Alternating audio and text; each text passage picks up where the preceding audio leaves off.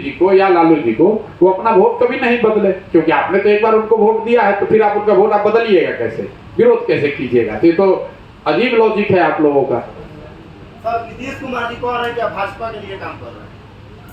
चलिए नीतीश कुमार जी, देखिए एक तो उम्र भी हो गई है, आपको पत्रकार होने के नाते ये ध्यान रखना चाहिए कि 17 साल नीतीश कुमार जी जब मुख्यमंत्री रहे हैं, उसमें करीब करीब 15 साल वो भाजपा के साथ मुख्यमंत्री रहे, ठीक है।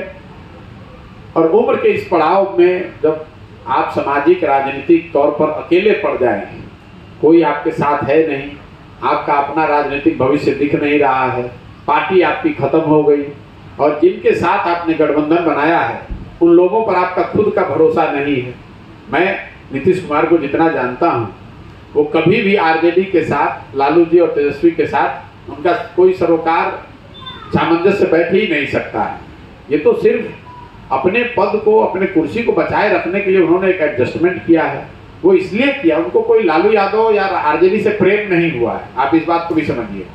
ये नीतीश जी का विशुद्ध राजनीतिक कैलकुलेशन है, क्योंकि उनको मालूम था कि 2024 में लोकसभा का चुनाव होगा, और अगर लोकसभा के चुनाव में भाजपा को बढ़त मिलती है, भाजपा की सरकार बनती है, तो सबसे पहला, सरकार बनने के बाद सबसे पहली गाज उन पर गिरती, उनको हटाकर भाजपा वाले कहते कि हमारा मुख्यमंत्री होगा।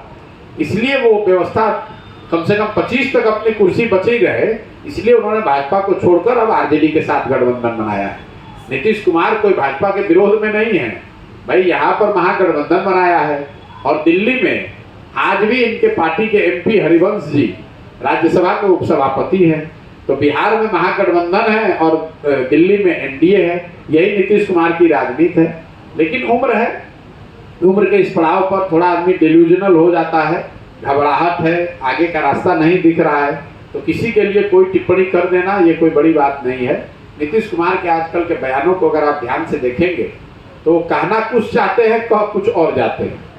अपने बयान में पहले उन्होंने कहा, किसी ने पूछा प्रशांत किशोर के बारे में, तो उन्होंने कहा कि मुझे प्रशांत किशोर के बारे में कोई बात नहीं करनी है।